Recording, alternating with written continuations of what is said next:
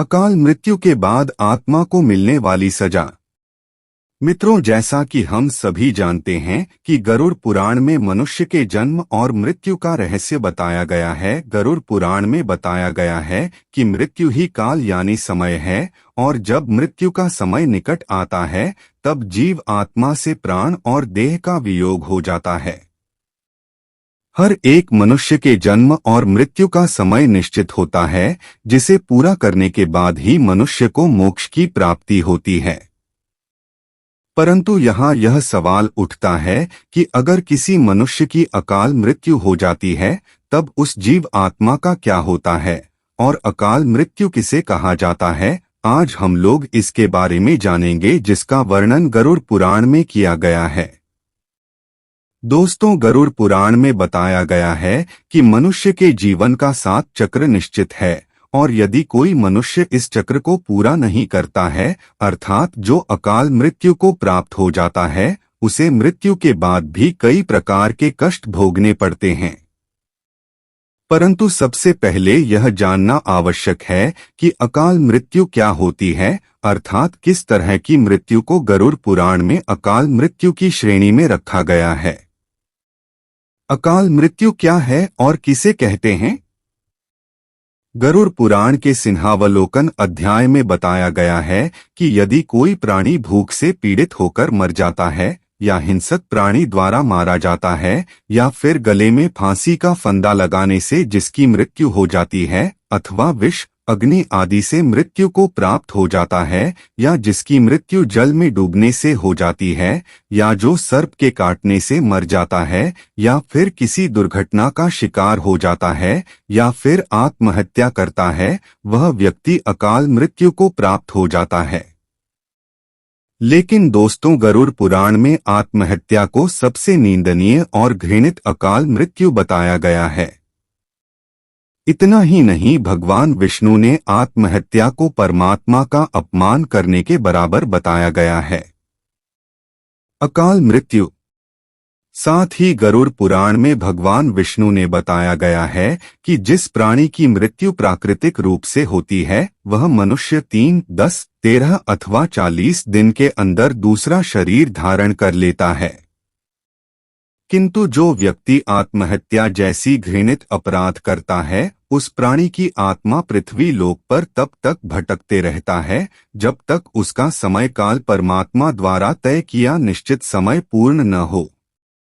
ऐसी जीव आत्मा को ना तो स्वर्ग लोक की प्राप्ति होती है और ना ही नरक लोक की। जीवात्मा के इस अवस्था को अक्ति कहा जाता है। इसलिए गरुड़ पुराण में बताया गया है कि आत्महत्या करने वाले आत्मा अकाल मृत्यु को प्राप्त होने वाले सभी आत्माओं में से सबसे कष्टदायक अवस्था में पहुंच जाते हैं।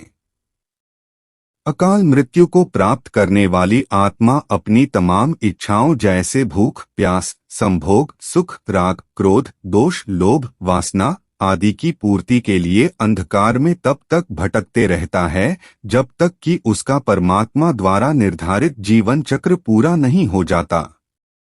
अकाल मृत्यु क्यों होती है? अब यहाँ यह सवाल उठता है कि किसी भी प्राणी के अकाल मृत्यु क्यों होती है, तो मैं आपको यह भी बता दूं कि इस सवाल का भी वर्णन गरुड़ पुराण में किया गया है। प्राचीन काल से ही वेद का ये कथन है कि मनुष्य 100 वर्षों तक जीवित रह सकता है, किंतु जो व्यक्ति निंदित कर्म करता है वे शीघ्र ही विनष्ट हो जाता है। जो वेदों का ज्ञान न होने के कारण वंश परंपरा सदाचार का पालन नहीं करता है, जो आलस्वश कर्म का परित्याग कर देता है, जो सदैव अधर्म कर्म का सम्मान देता है, जो परस्त्री में अनुरक्त रहता है, इसी प्रकार के अन्य महादोषों से मनुष्य की आयु क्षीण हो जाती है। श्रद्धाहीन, अपवित्र, नास्तिक, मंगल का परित्याग करने वाले परद्रोही असत्यवादी ब्राह्मण की मृत्यु अकाल में ही यमलोक ले जाती है। जो अपने कर्मों का परित्याग तथा जितने मुख्य आचरण है उनका परित्याग करता है और दूसरे के कर्म में निरंतर रहता है, वह निश्चित ही अकाल मृत्यु को प्राप्त करता है। और जो शूद्र द्विज सेवा के बिना अन्य कर्म करता है, वह भी निश्चित समय से पहले यमलोक जाता है। 05:10:11:32 प्रजपात महेश 286 अकाल मृत्यु के बाद कौन सी आत्मा किस योनि में भटकती रहती है?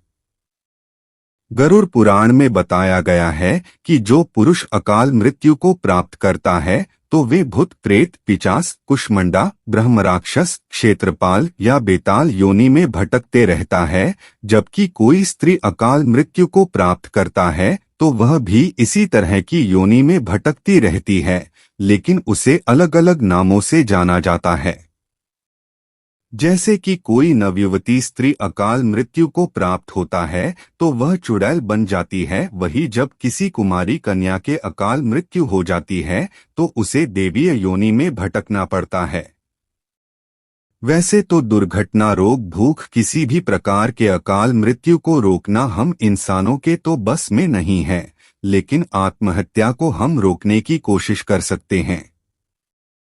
जब भी आपके मन में आत्महत्या करने का ख्याल आए तब आप उससे जुड़े परिणामों को अवश्य जान ले, क्योंकि अक्सर लोग यही सोचकर आत्महत्या जैसे कदम उठाते हैं कि उन्हें सभी कष्टों से मुक्ति मिल जाएगा, लेकिन अज्ञानता के कारण वह नहीं जानते कि मृत्यु के बाद भी वर्तमान में हो रहे कष्टों से ज्यादा ही कष्ट भोगना पड़ेगा।